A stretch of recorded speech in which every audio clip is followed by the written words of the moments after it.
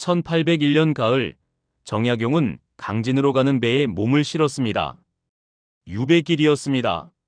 한양을 떠나며 그는 이상한 감정을 느꼈습니다. 슬픔이 아니었습니다. 오히려 가슴이 뻥 뚫리는 느낌이었습니다. 어제까지 형님이라 부르던 자들이 모르는 척했습니다.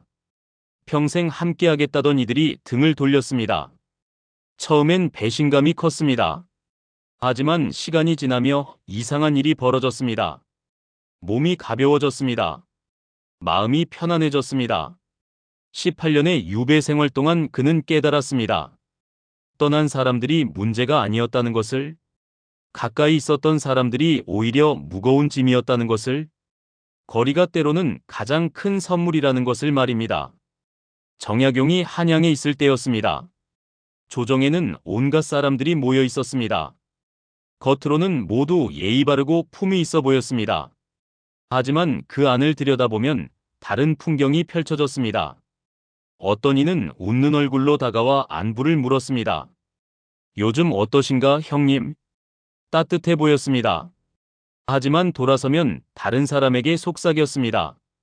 그 사람 요즘 상태가 좋지 않더군. 사실이 아니었습니다. 그냥 말을 만들었습니다. 어떤 이는 늘 옆에 붙어 있었습니다. 도움이 필요할 때마다 나타났습니다. 친절했습니다. 하지만 그 친절에는 값이 있었습니다. 나중에 청구서가 날아왔습니다. 그때 내가 도와줬잖소. 평생 그 빚을 갚으라 했습니다. 어떤 이는 걱정하는 척했습니다. 자네, 그렇게 앞서 나가면 위험하네. 조언처럼 들렸습니다. 하지만 실제로는 발목을 잡는 것이었습니다. 앞으로 나가지 못하게 막는 것이었습니다. 정약용은 그때는 몰랐습니다. 이런 사람들이 자신의 기운을 빼앗고 있다는 것을, 마음을 무겁게 하고 있다는 것을, 앞으로 나아가는 것을 방해하고 있다는 것을 말입니다. 유배를 떠나고 나서야 알았습니다. 그들과 멀어지니 숨이 편해졌습니다. 어깨가 가벼워졌습니다. 생각이 맑아졌습니다. 그는 아들에게 편지를 썼습니다. 사람을 가까이 하되 모두를 가까이 하지는 마라. 어떤 이는 가까이 할수록 해롭고 멀리 할수록 이롭다. 독초를 정원에 심으면 꽃이 자랄 수 없듯 독이 있는 사람을 곁에 두면 당신이 자랄 수 없다. 강진 유배지에서 그는 관찰했습니다. 사람들을 멀리서 보니 더 잘 보였습니다. 누가 진짜이고 누가 가짜인지 말입니다. 누구를 가까이 해야 하고 누구를 멀리 해야 하는지 말입니다. 18년 동안 500여 권의 책을 썼습니다. 조선 역사상 가장 많은 책을 남긴 학자가 되었습니다. 그것이 가능했던 이유가 무엇이었을까요? 곁에 방해하는 사람이 없었기 때문이었습니다. 정약용은 유배지에서 제자들을 가르쳤습니다. 그 중에는 여러 부류의 사람들이 있었습니다. 어떤 이는 진심으로 배우러 왔습니다. 멀리서부터 찾아왔습니다.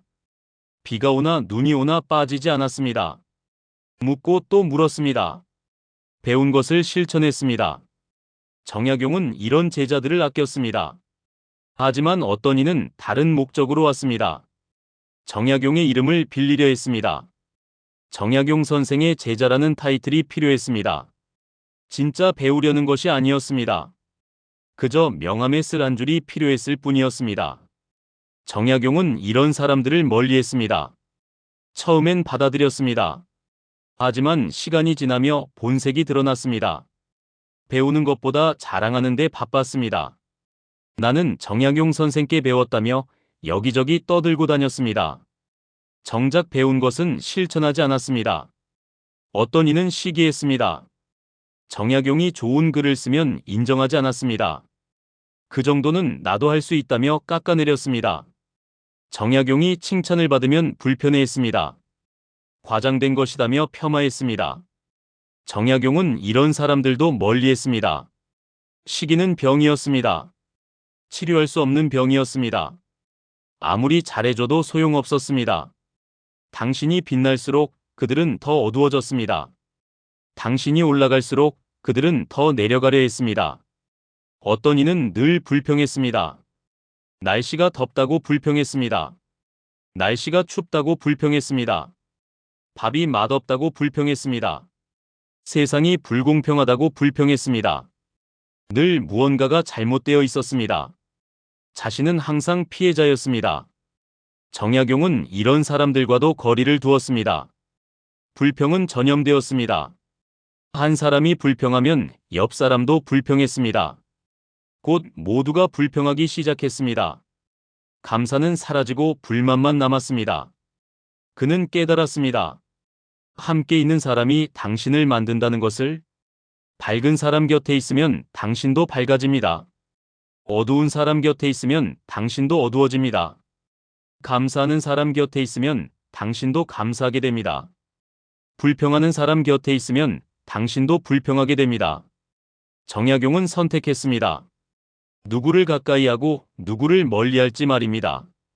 모든 사람을 다 가까이 할 수는 없었습니다. 선택이 필요했습니다. 그리고 그 선택이 그의 18년을 결정했습니다. 첫 번째 마이너스, 당신의 성공을 시기하는 사람. 정약용이 한양에 있을 때 한 동료가 있었습니다. 겉으로는 친구처럼 굴었습니다. 정약용이 좋은 일이 있으면 축하한다며 웃었습니다. 하지만 눈은 웃지 않았습니다. 정약용이 왕에게 인정받으면 그는 불편해했습니다. 운이 좋았을 뿐이지라며 깎아내렸습니다. 정약용이 좋은 글을 쓰면 트집을 잡았습니다. 여기 이 부분은 좀 이상한데라며 흠을 찾았습니다. 시간이 지나며 정약용은 알아챘습니다. 이 사람은 내가 잘 되는 것을 원하지 않는다는 것을, 내가 빛나면 자신이 초라해 보인다고 생각하는 것을, 그래서 끊임없이 나를 끌어내리려 한다는 것을 말입니다. 유배를 떠나며 그 사람과 멀어졌습니다. 신기한 일이 벌어졌습니다. 일이 술술 풀리기 시작했습니다. 글이 잘 써졌습니다. 연구가 깊어졌습니다. 그제야 정약용은 깨달았습니다. 그 사람이 얼마나 큰 짐이었는지를, 그 사람의 시기가 얼마나 무거웠는지를 말입니다. 시기하는 사람을 곁에 두면 당신은 잘할 수 없습니다. 좋은 일이 생겨도 숨겨야 합니다. 기쁜 일이 있어도 감춰야 합니다. 그렇지 않으면 그의 칼날이 날아오니까 말입니다. 두 번째 마이너스, 늘 빚을 갚으라고 하는 사람. 조정에 한 관료가 있었습니다. 정약용이 어려울 때 도와줬습니다. 고마웠습니다. 정약용은 감사를 표했습니다. 하지만 그 사람은 끝이 없었습니다. 몇 년이 지나도 그 이야기를 꺼냈습니다. 그때 내가 도와줬지. 정약용은 또 고맙다고 말했습니다. 10년이 지났습니다. 여전히 같은 말을 했습니다. 그때 내가 없었으면 어쩔 뻔했어. 이제는 고맙다는 말이 나오지 않았습니다. 짜증이 났습니다. 그 사람은 도움을 준 것이 아니었습니다. 빚을 준 것이었습니다. 평생 갚으라는 빚을 말입니다. 정약용은 깨달았습니다. 진짜 도움은 조용합니다. 도와주고 잊어버립니다. 상대가 편하게 해줍니다. 하지만 거짓 도움은 시끄럽습니다. 도와주고 평생 말합니다. 상대를 불편하게 만듭니다. 빚을 진 사람처럼 만듭니다. 유배지에서 정약용은 진짜 도움을 받았습니다. 가난한 백성들이 밥을 가져다 줬습니다. 책을 구해다 줬습니다. 하지만 아무 말도 하지 않았습니다. 당연한 것이라며 조용히 돌아갔습니다. 그들은 평생 그 이야기를 꺼내지 않았습니다. 빚을 갚으라고 하지도 않았습니다. 그래서 정약용은 진짜 빚을 졌습니다. 평생 잊지 못할 빚을 말입니다. 도움을 빚으로 만드는 사람을 멀리하십시오. 그들의 도움은 독입니다. 세 번째 마이너스, 당신을 통제하려는 사람. 한양에 한 선배가 있었습니다. 나이도 많고 지위도 높았습니다. 정약용에게 이것저것 조언했습니다. 처음에는 고마웠습니다. 하지만 시간이 지나며 이상해졌습니다. 조언이 아니라 명령이었습니다. 이렇게 해라. 저렇게 하지 마라. 정약용의 의견은 중요하지 않았습니다. 정약용이 다른 방식을 시도하려 하면 막았습니다. 내 말대로 하지 않으면 후회할 것이다. 협박처럼 들렸습니다. 정약용이 자기 생각을 말하면 무시했습니다. 너는 아직 어리다. 내가 더 많이 한다. 나이와 지위로 눌렀습니다. 정약용은 숨이 막혔습니다. 자기 생각을 할 수 없었습니다. 자기 방식으로 할 수 없었습니다. 늘 그 사람의 그림자 안에 있어야 했습니다. 유배를 떠나며 그 그림자에서 벗어났습니다. 처음으로 자유로웠습니다. 자기 생각대로 연구했습니다. 자기 방식대로 글을 썼습니다. 그렇게 목민심서가 나왔습니다. 경세유표가 나왔습니다. 흠음신서가 나왔습니다. 누구도 시도하지 않은 방식으로 쓴 책들이었습니다. 만약 그 사람 곁에 있었다면 불가능했을 것입니다. 그런 식으로 쓰면 안 된다며 막았을 것입니다. 통제하는 사람을 곁에 두면 당신은 시들어갑니다. 꽃이 피려면 햇빛이 필요합니다. 햇빛을 가리는 사람을 치우십시오. 네 번째 마이너스, 늘 불평만 하는 사람. 유배지에 한 사람이 찾아왔습니다. 매번 불평했습니다. 날씨가 덥다고 불평했습니다. 날씨가 춥다고 불평했습니다. 밥이 맛없다고 불평했습니다. 정약용이 그래도 감사한 일이 많지 않은가라고 하면 고개를 저었습니다. 감사할 게 뭐가 있습니까? 세상이 불공평합니다. 모든 게 잘못되어 있습니다. 처음에는 들어줬습니다. 한두 번은 괜찮았습니다. 하지만 매번 같은 이야기를 했습니다. 해결책은 찾지 않았습니다. 그저 불평만 했습니다. 정약용은 깨달았습니다. 이 사람과 대화하고 나면 기운이 빠진다는 것을, 아무리 좋은 일이 있어도 색이 바랜다는 것을, 감사하던 마음이 불평으로 바뀐다는 것을 말입니다. 불평은 전염됩니다. 한 사람이 불평하면 옆 사람도 불평합니다. 곧 모두가 불평하게 됩니다. 정약용은 거리를 뒀습니다.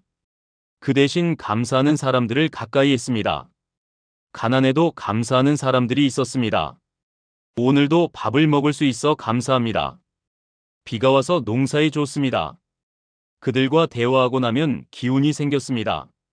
세상이 아름답게 보였습니다. 작은 것에도 감사하게 되었습니다. 불평하는 사람 곁에 있으면 당신도 불평하게 됩니다.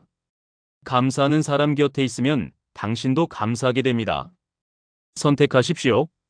다섯 번째 마이너스, 당신의 평화를 깨는 사람.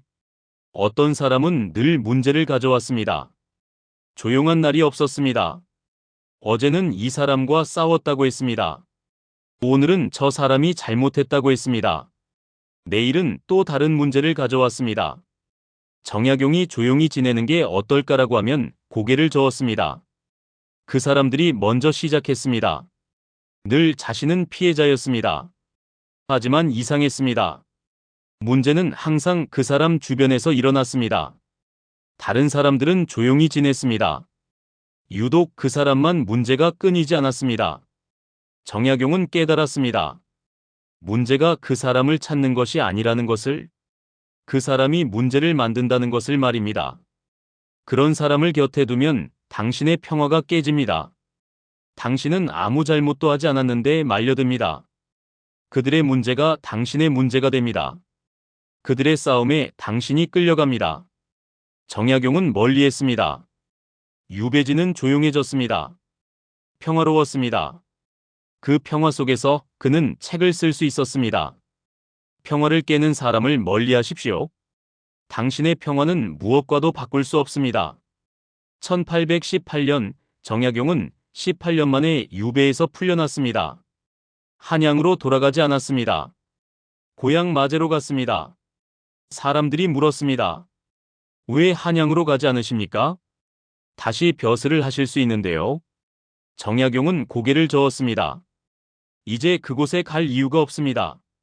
18년 동안 그는 배웠습니다. 누구를 가까이 하고 누구를 멀리해야 하는지를, 어떤 사람이 당신을 자라게 하고 어떤 사람이 당신을 시들게 하는지를 말입니다. 한양에는 시기하는 사람들이 많았습니다. 통제하려는 사람들이 많았습니다. 빚을 갚으라는 사람들이 많았습니다. 그들과 다시 어울릴 이유가 없었습니다. 고향에는 조용한 사람들이 있었습니다. 감사하는 사람들이 있었습니다. 평화로운 사람들이 있었습니다. 그들과 함께 있으면 마음이 편했습니다.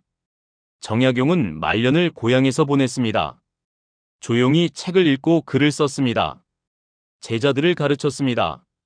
손주들과 시간을 보냈습니다. 어떤 이가 물었습니다. 외롭지 않으십니까? 사람들과 어울리지 않으시니까요.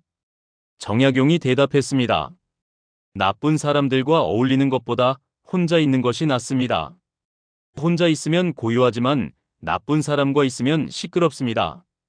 고요함 속에서 나는 나를 찾았습니다. 그는 아들에게 마지막 편지를 썼습니다. 사람을 가리는 것은 냉정함이 아니다. 오히려 지혜다. 모든 사람을 가까이 할 수는 없다. 선택해야 한다. 시기하는 사람, 빚을 갚으라는 사람, 통제하려는 사람, 불평하는 사람, 평화를 깨는 사람, 이런 사람들을 멀리하라. 그들은 당신의 기운을 빼앗는다. 당신의 시간을 빼앗는다. 당신의 평화를 빼앗는다. 대신 이런 사람들을 가까이 하라. 당신의 성공을 진심으로 기뻐하는 사람, 도와주고 조용히 잊어버리는 사람, 당신의 자유를 존중하는 사람, 감사할 줄 아는 사람, 평화를 지키는 사람, 이런 사람들과 함께 있으면 당신도 그렇게 된다. 기뻐하는 사람이 된다. 조용한 사람이 된다. 자유로운 사람이 된다. 감사하는 사람이 된다. 평화로운 사람이 된다. 거리는 때로는 가장 큰 사랑이다. 멀리함으로써 지키는 것들이 있다. 나 자신을 지키고 내 평화를 지키고 내 미래를 지킨다. 두려워하지 마라. 거리를 두는 것을, 그것은 당신을 위한 선택이다. 1836년 정약용은 75세의 나이로 세상을 떠났습니다. 그가 남긴 것은 500여 권의 책이었습니다. 조선 역사상 가장 많은 책을 쓴 학자였습니다. 어떻게 그것이 가능했을까요? 천재여서가 아니었습니다. 시간이 많아서도 아니었습니다. 그는 선택을 잘했습니다. 누구를 가까이 하고 누구를 멀리할지를, 방해하는 사람들을 멀리했습니다. 그래서 집중할 수 있었습니다. 시기하는 사람들을 멀리했습니다. 그래서 자유로울 수 있었습니다. 통제하는 사람들을 멀리했습니다. 그래서 자기 방식대로 할 수 있었습니다. 불평하는 사람들을 멀리했습니다. 그래서 감사할 수 있었습니다. 평화를 깨는 사람들을 멀리했습니다. 그래서 고요할 수 있었습니다. 나이가 들수록 우리는 알게 됩니다. 모든 사람을 가까이 할 수는 없다는 것을, 선택이 필요하다는 것을. 당신도 선택하십시오. 누구를 곁에 둘 것인지를. 시기하는 사람과 함께 있겠습니까? 아니면 당신의 성공을 진심으로 기뻐하는 사람과 함께 있겠습니까? 통제하는 사람과 함께 있겠습니까? 아니면 당신의 자유를 존중하는 사람과 함께 있겠습니까? 불평하는 사람과 함께 있겠습니까? 아니면 감사하는 사람과 함께 있겠습니까? 선택은 당신의 것입니다. 정약용이 마지막으로 남긴 말이 있습니다. 가까이 하면 병이 되고 멀리하면 약이 되는 사람이 있다. 그 사람을 알아보는 것이 지혜다. 그 사람을 멀리하는 것이 용기다. 당신의 남은 인생이 평화롭기를 바랍니다.